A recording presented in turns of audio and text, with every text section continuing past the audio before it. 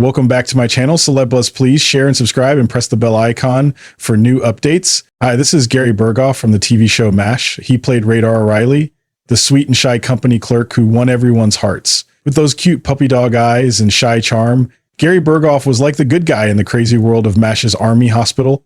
But behind the scenes, there was big trouble. For many years, fans thought the MASH cast was like a real happy family.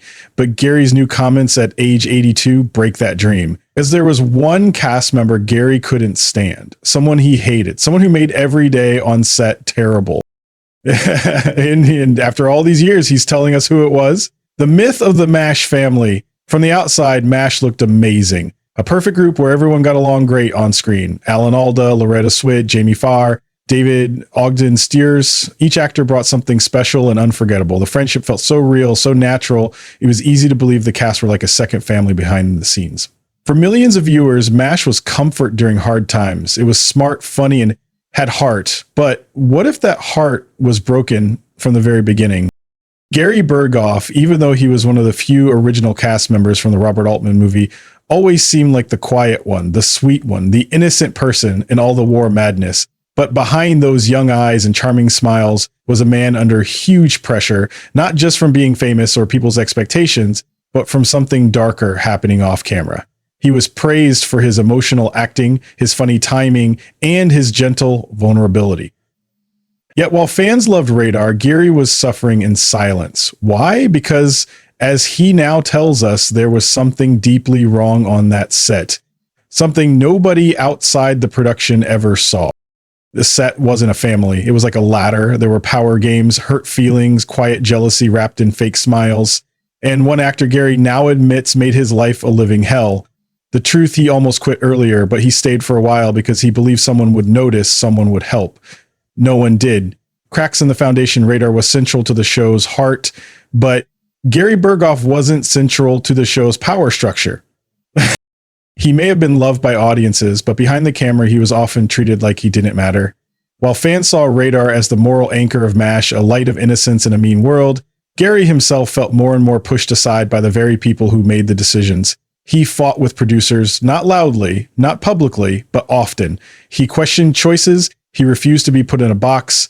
He pushed back when he felt scenes hurt the emotional truth of his character. That didn't earn him many friends, and he struggled deeply with the brutal hours and never-ending demands of television production. But more telling than anything, Gary began to pull away, not just from the workload, but from the people. According to crew members who've spoken secretly, Gary was rarely seen joking with the others between takes. He stayed in his trailer. He kept conversations short. At cast dinners and wrap parties, his chair was often empty. Was it just being shy, or was he avoiding someone? When he left the show during season 7, the official reason was family.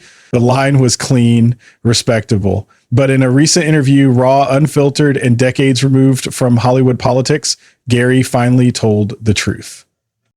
Couldn't take it anymore, not with him around. And if you've spent years watching MASH through rose-colored glasses, get ready to rip them off, because the name he dropped, it's not who you're expecting, and it changes everything. The on-set nightmare. Gary describes the MASH set in 3 unforgettable words: hostile, toxic, and manipulative. Not words anyone would connect with one of television's most beloved shows, but that's the side fans were never meant to see.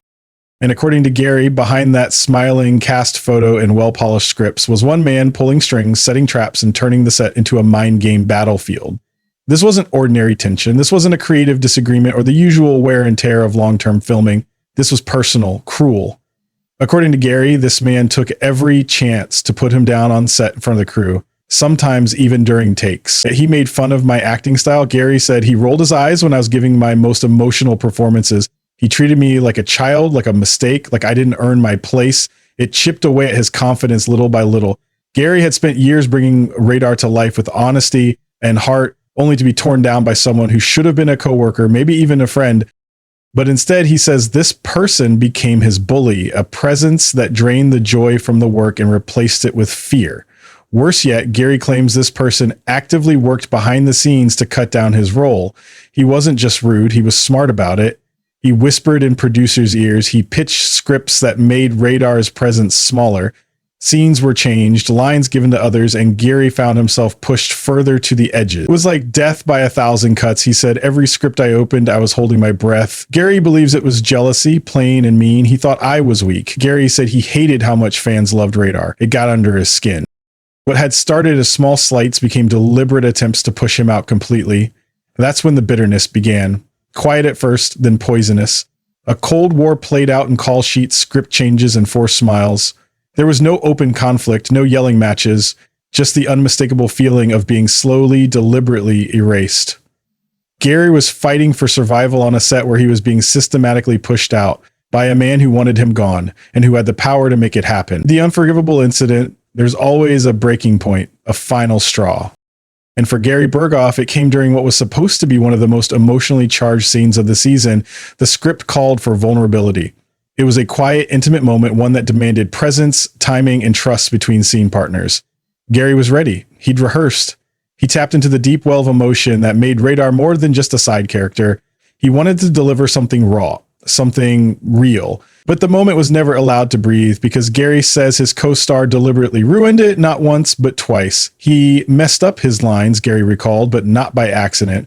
He looked right at me while he did it both times. He wasn't nervous. He wasn't distracted. He was calculated.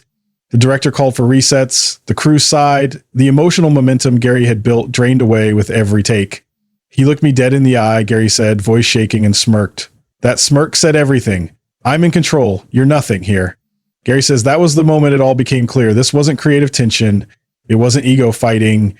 It was sabotage, intentional, embarrassing sabotage. And the worst part, no one stepped in. Not the director, not the producers, not the other actors. No one pulled Alan aside. No one asked questions. The production just moved on as if nothing had happened.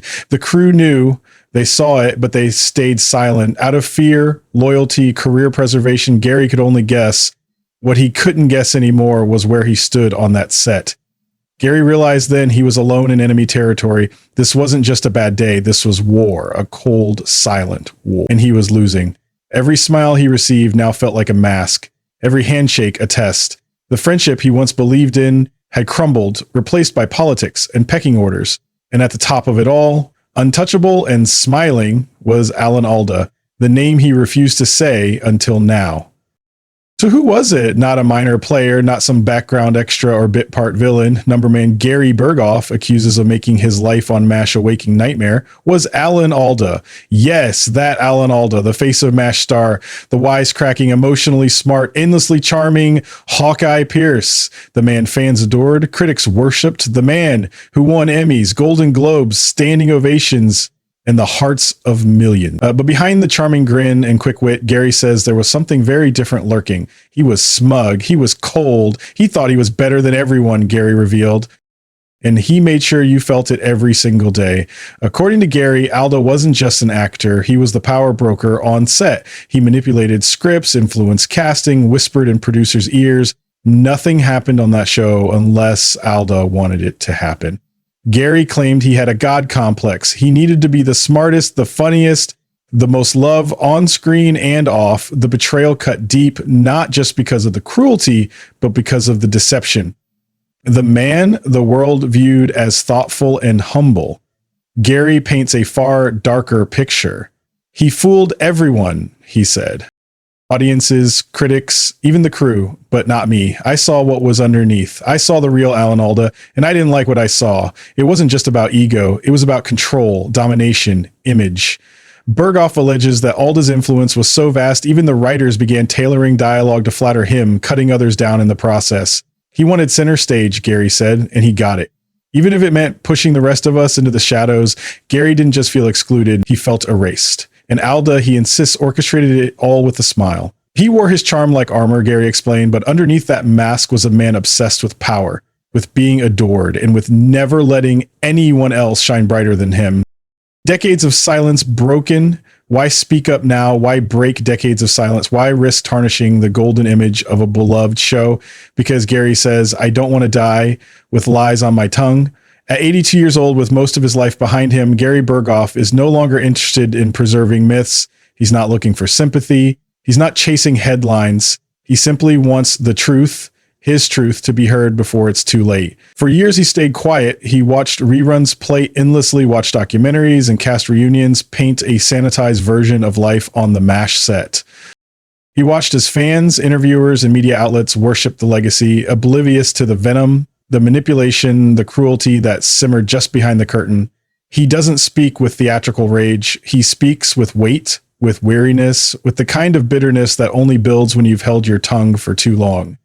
He's quick to mention that not all his castmates were like Alda. He still speaks warmly of Jamie Farrell, who he calls genuinely kind, and Mike Farrell, a quiet ally. But when it comes to Alan Alda, there's no forgiveness. He broke something in me. He smiled while doing it. I never forgave him, and I never will.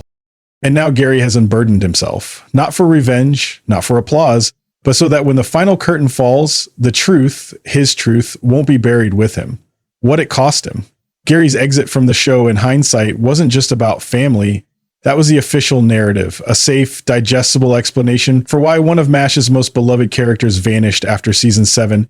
But the truth, Gary now admits, was far more painful and far more human. It wasn't about missing school plays or being home for dinner. It was about survival. Leaving MASH saved my soul, he said in a voice heavy with reflection.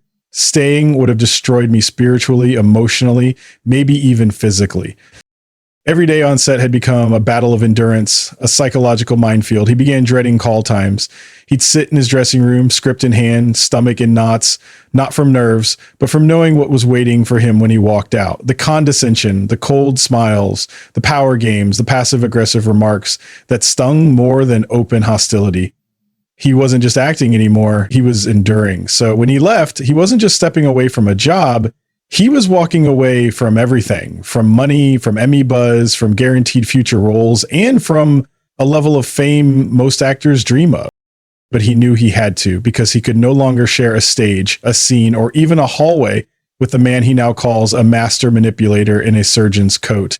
He chose peace over prestige. And for Gary, that may have been the bravest performance of all.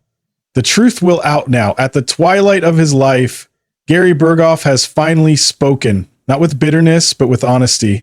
And in doing so, he's peeled back the curtain on one of television's most iconic series, because sometimes even the happiest looking families are rotten at the core. Want a version tailored for a specific platform like YouTube Shorts, TikTok voiceover, or podcast? Let me know. Is this conversation helpful? So